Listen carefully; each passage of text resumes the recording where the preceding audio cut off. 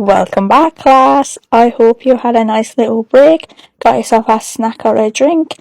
I know I did. Getting stuck into part 2. This part is going to be all about the base. So for my base, I'm actually using a few new products that I got for Christmas. First one being Flormark Double Radiance Fiber. I could not get this to pump out at all. I was going to chop out the video, but I thought, no, you know what, let's just leave it in, because it was actually quite funny when I look back at it. When I unscrewed the lid, I was expecting it to have like a tube so the product can pump through, but it didn't have a tube. Don't know if it's supposed to have a tube or not, but we eventually got it out. Kind of smelled like a paint. Wasn't really sure I should be putting it on my face, but I did, and it did not give me a reaction or anything, so that was good.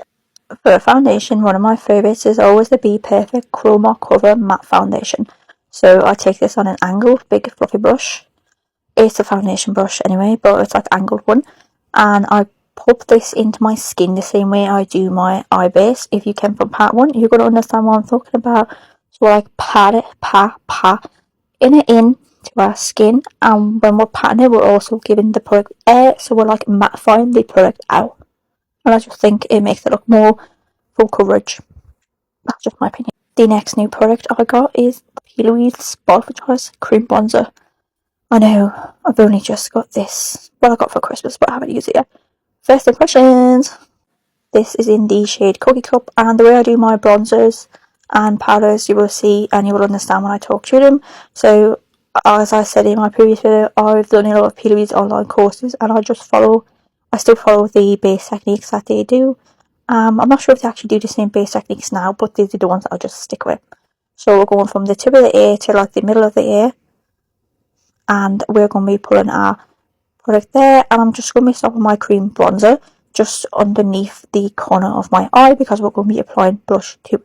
Now I do my creams first, then I will go in and do my concealer. So you're going to probably think this might look a little bit crazy, but you'll understand after we do concealer, it will soften out the blush, and it will also give a slight bit of a pink under eye, which we don't really mind because it's not too heavy. I have a couple of different options for blush, but I was going to go for a Be Perfect one. So we have Cosmo, Bubblegum, and Blushing. This is the first time I've opened these. Blushing was a bit messed, but she was actually still workable. I'm not really sure how it was even messed, because it wasn't leaking or anything. I've checked it, it's not leaking or anything. I'm just not sure what happened there. But I decided to go for Bubblegum. It was like the lightest pink, and I had a powder loose blush from P. Louise that I wanted to try, and I thought that Bubblegum would be the best match to it.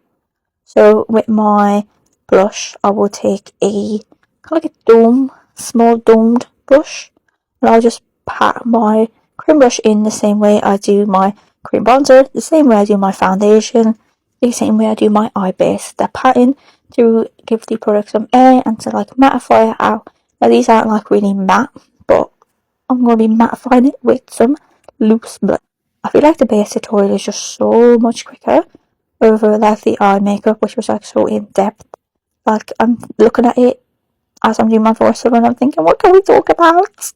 But you can see here how like harsh the blush is looking.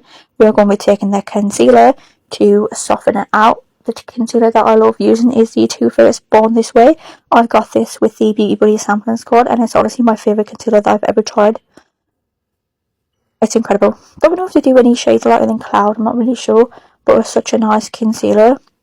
I put a bit under the eye, a bit on the chin, and a bit on the forehead, and again, we're patting it in.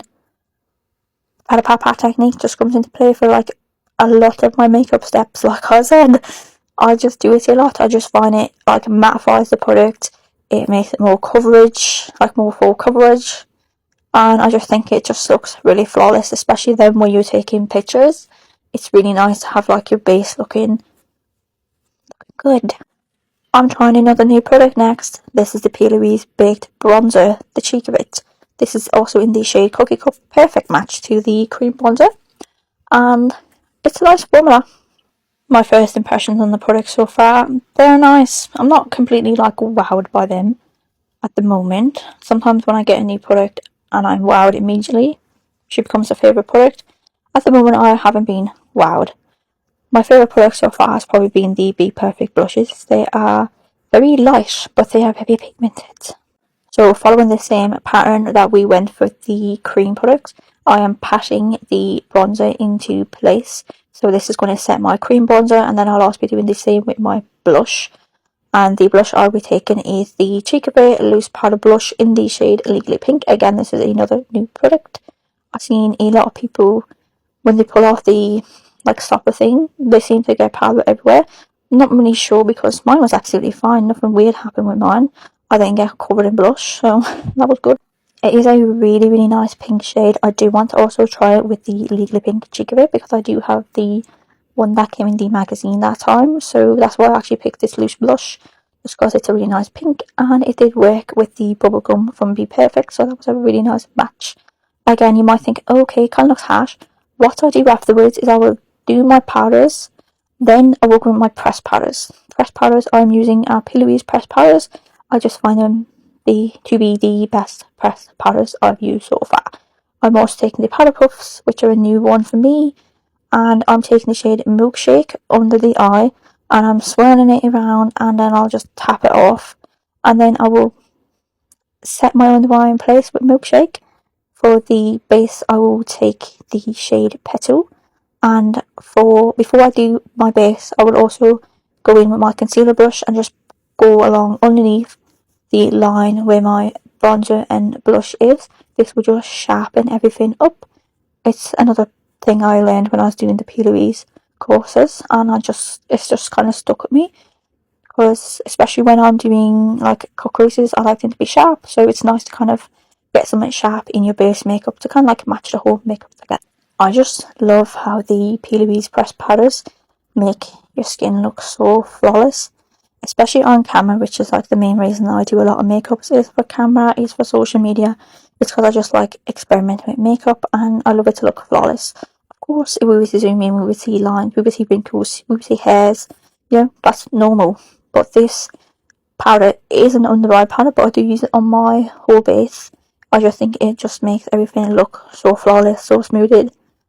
And then I'm going to take the Fruity Fix Setting Spray, which again is a new product, and I'm going to set my face in place. I don't normally use a setting spray, but it was new and I just wanted to try it out with you guys. I'm then going to take a highlight from the Cozy Chronicles, which is a palette that I got in my Secret Santa mystery sack from P. Louise. I haven't used the actual palette yet, so I might do a video using just items from Santa's mystery sack. Let me know if that's something you'd like. Then I'm going to take one of the record liner palettes and just put a baby blue line through the pink, just to give it a little something. Onto the lips, I'm going to take Deep Delivery lip liner from Made by Mitchell and P. Louise Heights lipstick. This is a very old lipstick. It is from the Weldy collection. Literally old as hell, but it's still perfect. It don't stink. It don't taste weird. It is perfect, so we're still using it. Then I'm taking Bacon Brownies and Ferris of Them All lip drips, just to intensify the lip, because I was going to go for a lip oil, but I wanted to try those lip drips. And then I'm going to take the Voltage lashes along with the So Attached lash glue from P. Louise. Either I love it or hate it. I love a Voltage lash, but this is the finished look. This kind of turned into more of a get rid of me instead of education, but let me know what you think.